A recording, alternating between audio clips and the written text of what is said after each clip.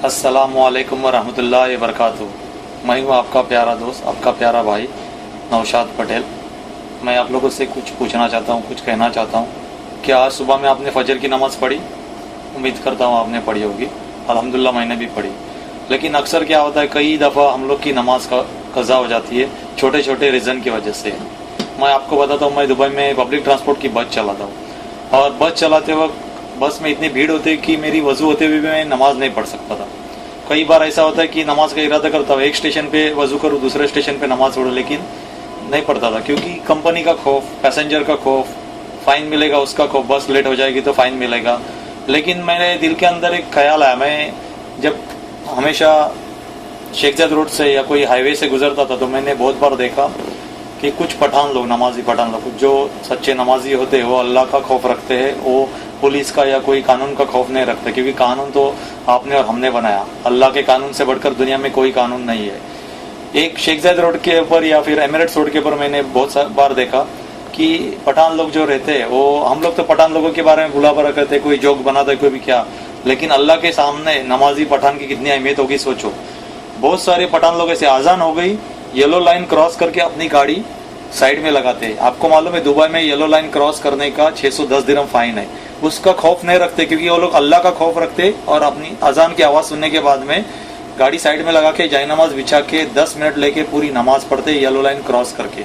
अल्लाह ताला उनको बचाता है, ना कोई पुलिस वाला आके उनको फाइन देता है, ना कोई उनको मुश्किलात आती है, क्योंकि नमाजी की अल्लाह ताला हिफाजत करता है। यही चीज़ मैंने बहुत बार नोट की और अपने अंदर एक जज्बा पैदा किया कि जब एक पठान, कम पढ़ा लिखा आदमी इतना अल्लाह का खौफ रखता है कि उसको कंपनी का डर नहीं है, मैं क्यों डरता हूँ? मैं फुल बस भरी हुई अंदर, फुल पैसेंजर से भरी बस के अंदर नमाज क्यों नहीं, मेरी नमाज क्यों कज़ा होती? तो मैंने एक बड़ा रुमाल साथ में रखता हूँ और ये जो सामने जो जगह दिख रही है, ये पैसेज है गेट के पास, यहाँ तक पैसेंजर रहते हैं। ये लाल एरिया में, रेड लाइन में किसी को आने को अलाउ नहीं है।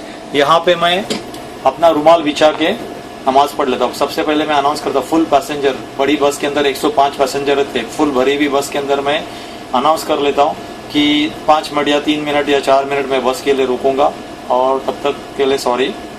और मैं अपनी नमाज मुकम्मल करके फ़र्ज़ नमाज पढ़ के बस ट्रिप निकलता हूँ। उसके बाद में मुझे कभी कोई कॉल आया, ना कोई फ़ाइन मिला, ना कुछ। और इसके पहले मैं कितना डरता था कि बस लेट करूँगा तो मुश्किल आएगी।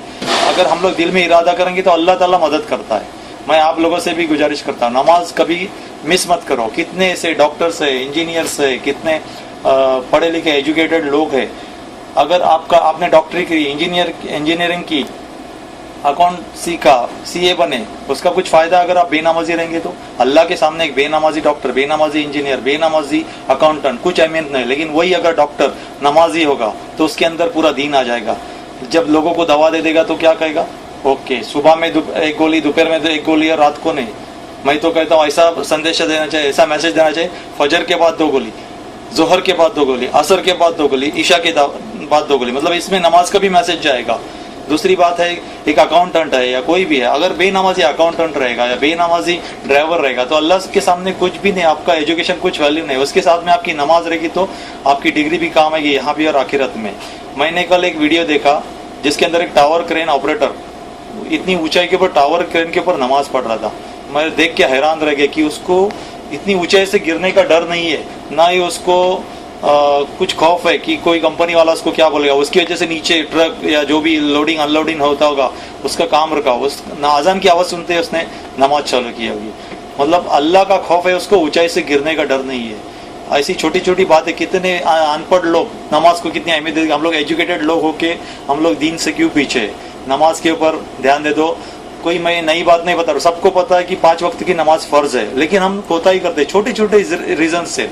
आप कौन सा भी ऑफिस में काम करो, मैं दावे के साथ करता हूँ, अगर आपका बॉस हिंदू है या फिर क्रिश्चियन है या कोई और जात का है, और अगर आप उससे 5 मिनट नमाज के लिए मांगे, मैं गारंटी के साथ कहता हूँ 5 मिनट आपको खुशी से दे देगा। इस्लाम के बारे में लोगों की गलतफहमियां दूर हो चुकी है। इस्लाम को लोग लाइक करते हैं, अदर कम्युनिटी के लोग भी लाइक करते हैं। आपको नमाज के लिए पूरा वक्त दिया जाएगा। आपको पता है इसके बारे में, एपीएमसी मार्केट के अंदर हिंदू लोगों की दुकानें जुम्मा की नमाज को बंद होती है। इतने बड़े बिजनेसमैन सब अपना होलसेल का मार्केट पूरा बंद रखते हैं सिर्फ मुसलमानों को नमाज पढ़ने के लिए, जगह देने के लिए।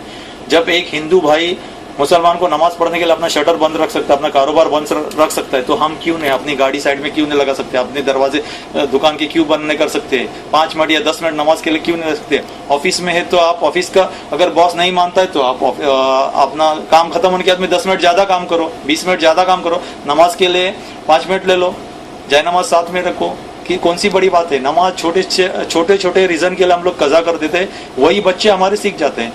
अगर हम छोटे बच्चे रहते, हम लोग को मगरिब की नमाज को ऐसे गांव में बराबर जाते, दूसरी 5 वक्त की नमाज को क्यों नहीं जाते। मैं एक बात कहता हूँ कि ज़्यादातर इस्लामिक तालीम से हम दूर रहते जा रहे हैं। बच्चे इंग्लिश मीडियम में पढ़ते, सुबह में फजर के टाइम पे हम लोग उठते, क्यों, नमाज के लिए नहीं उठते, बच्चों को नहलाने धुलाने के लिए, बस तक पहुंचाने के लिए। वही चीज़ अगर पहले बच्चों को उठाओ, नहला धुला के फजर की नमाज से शुरुआत करो और बच्चों को तालीम दे दो कि टीचर से परमिशन लेके बराबर नमाज पढ़ो, तो बच्चे के अंदर पहले से दीन आ जाएगा। वो बच्चा जब इंटरव्यू को जाएगा, अजान की आवाज़ सुनेगा तो पहले इंटरव्यू को जाएगा कि वो नमाज को जाएगा। जब हम अपने कारोबार को अहमियत नहीं देंगे, अल्लाह की बताए हुए रास्ते पर चलेंगे, रसूल सल्लल्लाहु अलैहि वसल्लम के बताए हुए रास्ते पर चलेंगे, तो इंशाअल्लाह हम कामयाब हो जाएंगे। एक छोटा सा मैसेज था, मैं कोई आलिम या मुफ्ती या कोई फिरके का, कोई ये नहीं, आपका एक प्यारा छोटा सा भाई हो, बस एक रिमाइंडर था। बहुत सारी चीज़ें हम लोग शेयर करते हैं, जो हंसी मजाक ये वो तो चलता रहेगा, उसके साथ में अच्छी बातें भी शेयर करना चाहिए। अब मेरी ट्रिप का टाइम हुआ, दुआ में याद करना। अल्लाह हाफ़िज़।